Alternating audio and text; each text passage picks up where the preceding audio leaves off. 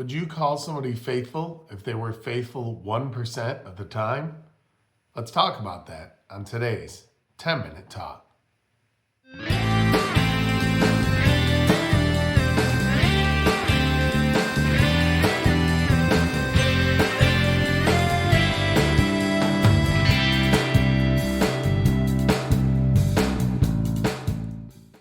Hey, good morning, everybody, and welcome to today's 10-Minute Talk. My name is Pastor Jay Wentworth. I have the privilege of being the lead pastor here at Spirit of Life Church in Yakima, Washington. Won't you please subscribe to this channel, share this video, comment on this video, like this video. We're really just trying to spread the word of God. You know what I always thought was really interesting when I was a kid was how when you watched a milk commercial, when it talked about milk, it was always talking about the calcium and how strong it makes your bones and how great it is for you. And, they had the milk mustache campaign, and you would see the billboards and yada, yada, yada, and all that.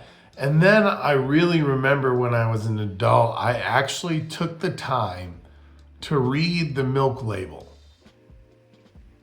And I realized, wow, there's a lot of fat, there's a lot of sugar, now, not to say that milk is always bad for you, but a lot of it was kind of a farce. We focused on this tiny little piece. In fact, the calcium in the milk is only like 0.12%, which is crazy, 0.12% of the actual milk. But we focused on that and then we called it good for us. And I think we kind of do the same thing with our faith walk.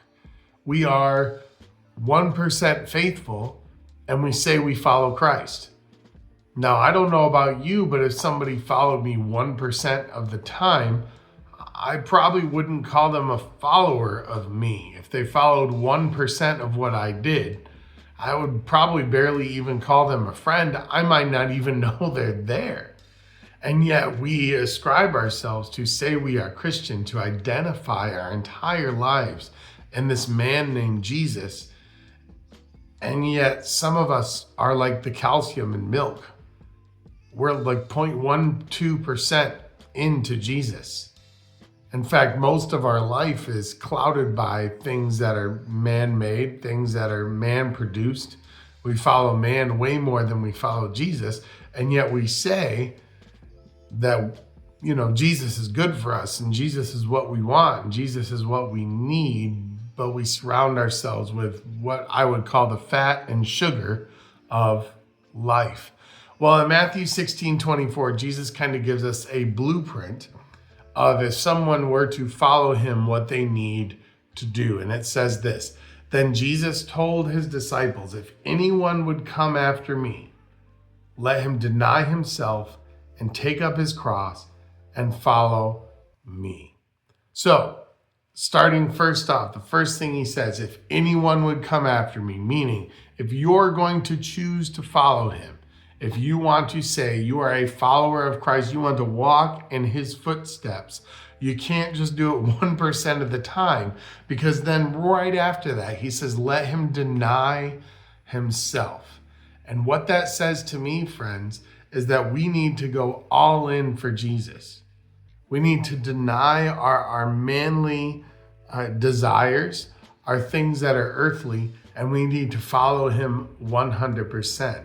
And then he kind of doubles down on it by saying, and take up his cross. What that means, friends, is we're going to have to sacrifice. We're going to have to take some things. We're going to have to take that other 99%, and we're going to need to trim it down. In other words, we should be taking calcium supplements, which are just pure calcium. We should be taking Jesus in, pure Jesus, as much as possible on a daily basis so that we don't even need the sugar and the fat. We don't need the other parts of the milk. We don't need the world because we have Jesus. But I want you to do me a favor, if you can. Either after this video or you can pause it right now and come back to it. I want you to simply open your calendar. And then I want you to point at everything on your monthly calendar. And I want you, now, if you don't use your digital calendar or a calendar at all, this is going to be kind of a hard exercise. But I want you to ask yourself, I want you to point at everything. Is that for me or is that for Jesus? And sometimes even church is for you. And I want you to keep that in mind and really think deeply about that. That might be another subject another week. Is it for me or is it for Jesus? Does it glorify me? Does it make me feel good? Or is it for God? And if most of the stuff on your calendar is just for you, then friends, I hate to say it, but Jesus is just your calcium, and you're consuming nothing but sugar and fat. You're drinking the milk of the world with a little bit of Jesus, and then you're saying, well, I'm Christian, but just 1%, or 0.12% to be exact. You're not denying yourself, you're denying Jesus. And you're including a little bit of him in your life just so you feel comfortable about drinking the milk of the world.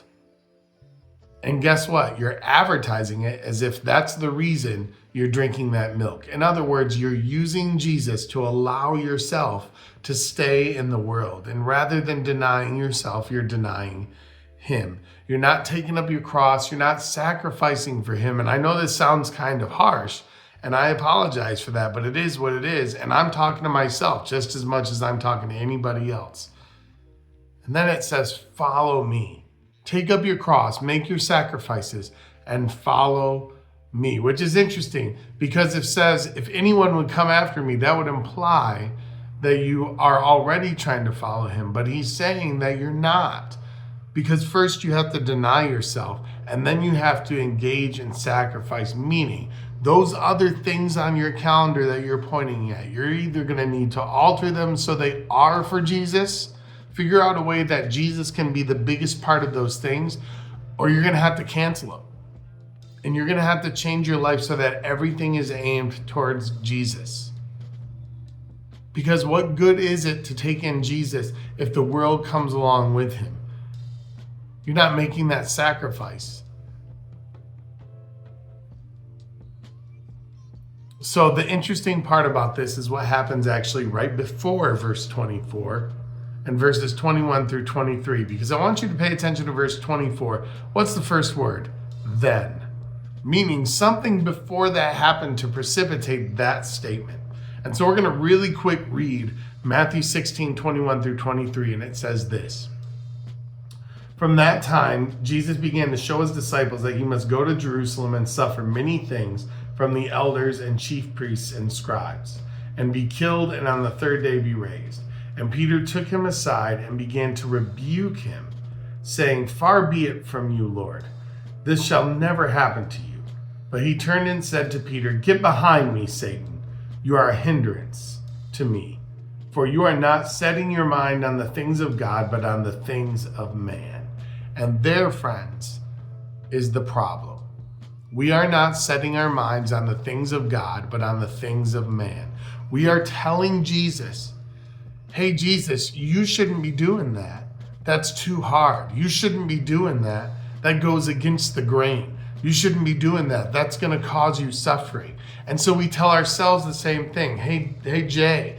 Hey, everybody else. We shouldn't be doing that. It goes against the grain. It's way too hard. We shouldn't be doing that. We're going to be ostracized. We shouldn't do that. We're going to be called out. We shouldn't do that. We're going to have to go through hardships and make sacrifices. We shouldn't do that because everybody's going to look at us funny. We shouldn't do that because then we're going to have to change everything in our life and it's going to be super difficult. And then Jesus says to us, Get behind me, Satan. Because you're looking at things from the point of view of man and setting your mind on how man thinks and not from the point of view of God. And that's the whole problem with the milk. Man says, this little bit of Jesus is enough. This little bit of faith is enough. Just enough to help us feel good about what we're actually consuming. But God says, that's not enough. And you need to pay attention to the other things that are going on in your life and realize that they're causing you damage because you're looking at this milk like a man would look at it, not like God would look at it. And so, friends, I'm asking you, what in your life needs to be sacrificed so you can take in more Jesus? What in your life do you need to say no to so you can follow your calling, follow your ministry, follow your discipleship? What are you actually called to? And if you've been called to something, if you've been challenged to be called to something, and you're saying no because I need to keep my sugar and fat, I need to try to make it work within man's framework. Let's not sacrifice. Let's not go through hardships. Let's not suffer. Let's not give that up for Jesus. We just need a little bit of Jesus, and then we can focus on that and say that it's good for us. But that's not it, friends. Because in your heart, you know it's not good for you. Friends, I pray that you find this message encouraging to take the time to look at your calendar and figure out, how can I prioritize Jesus in my life? How can I up my intake of what is good for my soul and decrease my intake of what is damaging, and look at it from God's point of view? Have a blessed day. Bye-bye.